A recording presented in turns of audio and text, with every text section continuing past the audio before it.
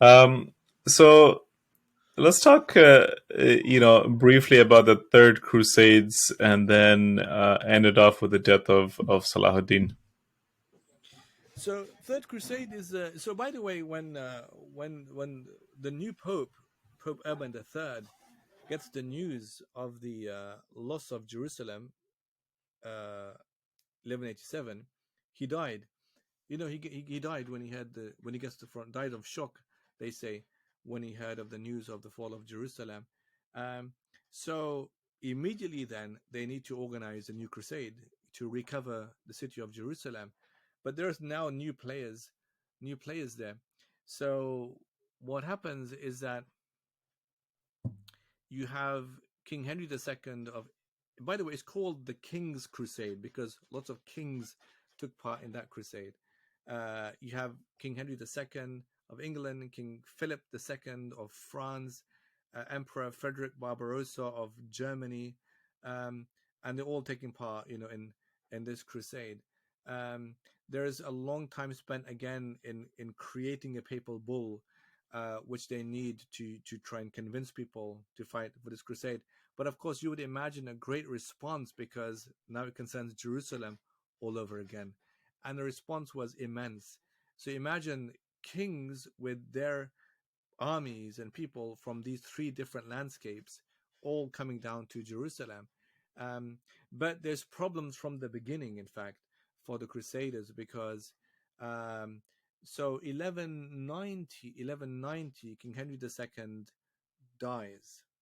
Okay, and then 1192, the German Emperor Frederick Barbarossa, he uh, with a huge German army trying to cross Anatolia, drowns en route.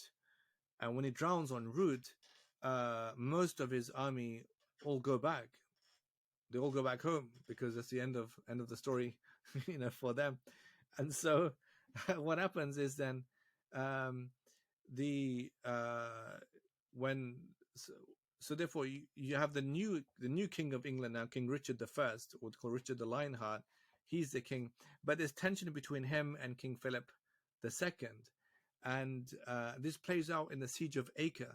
In the siege of Acre, there is a long, protracted siege. It's a horrible siege of Acre. It leads to a lot of death and starvation, even for people, but it persists. And so when that siege of Acre happens, there is rivalry and tension between King Philip II and King Richard I, and that causes King Philip II also to leave and go home, and then his people also leave and go home. And the siege, of course, is a success for the Crusaders, but it meant that King Richard I is the solely in charge, really, or running the show for the Third Crusade. Um, and when the siege of Acre finishes, and King Richard then um, goes to Jaffa to capture Jaffa, and when he does that, lays siege to Jaffa, Salah ad-Din takes his army to a place called Arsuf, and Arsuf isn't too far from Jaffa. And again, there's losses for Salah ad-Din. In fact, in that case, quite substantial losses. King Richard launches a counterattack on Jaffa and is successful. Um, and then Salah ad-Din ends up retaking Jaffa from Richard the Lionheart, but then there's a counterattack, and then Jaffa again is taken by King Richard again. So you have these kind of to and fro. On the one hand, it's part success for the Crusaders because they're recovering states, they're recovering like the coastline, they're recovering those places, um, and there are losses in the numbers of Salah ad-Din's army because of these battles. But the golden egg in this case, the golden prize of Jerusalem, is still in the hands of the Muslims. But King Richard then makes a march onto Jerusalem, and when he does that, it's kind of he's building these siege warfare machinery. So they have a lot of armor and weapons and that for that, for siege warfare. Salah ad-Din, he retreats a bit to the coast, to launch another attack against them. Um, and but what happens is that the weather kicks in. The weather kicks in. There's troubles that King Richard has, by the way, back home in England as well.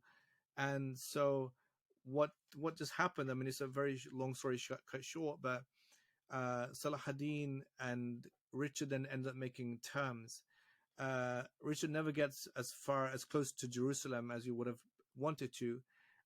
It's still protected well by the Muslims, um, but he makes terms that Jerusalem would remain in the hands of the Muslims, but Christians would be allowed to come and worship there, and would be allowed to trade there as well.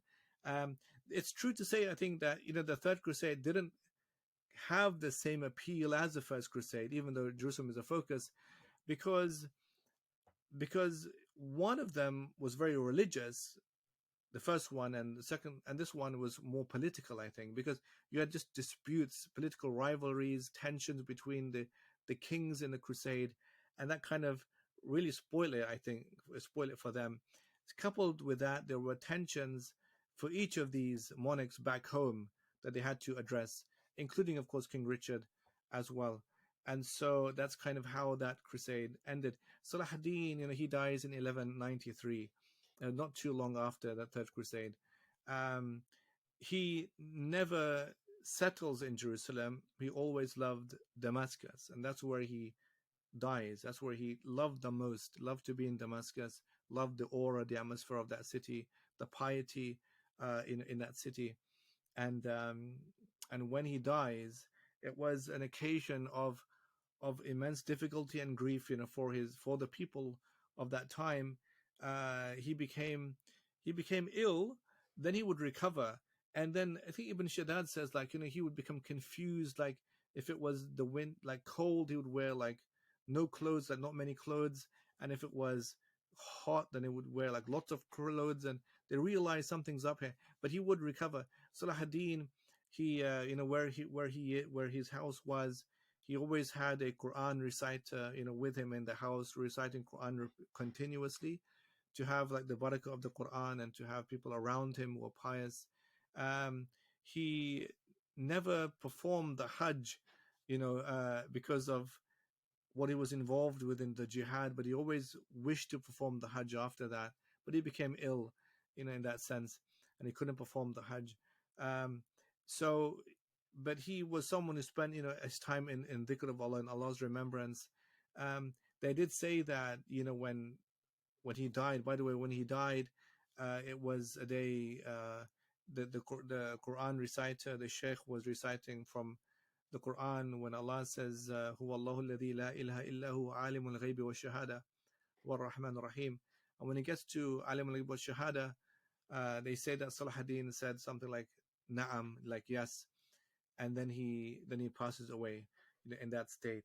And they said that the mourning was so intense, that they had a loss here of this great hero of Islam, uh, who really sacrificed himself, for that cause, and put the needs of others before his own needs. And for them, it was a day of immense grieving. I mean, for those who write about it, person like Ibn Shaddad and Isfahani, there's a lot of emotion in their writing, but also in what they say about the mood, of the city.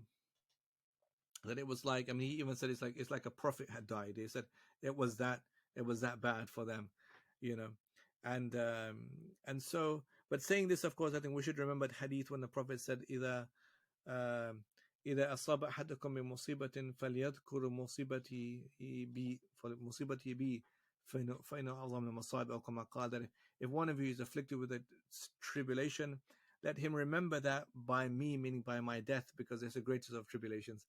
So there was nothing that comes close to the passing, of course, of Prophet ﷺ and that death. But these, of course, these people are role models because they're following, in his footsteps in one way or the other. So in that sense, there was a great feeling, of his loss, and so may Allah have mercy on his soul.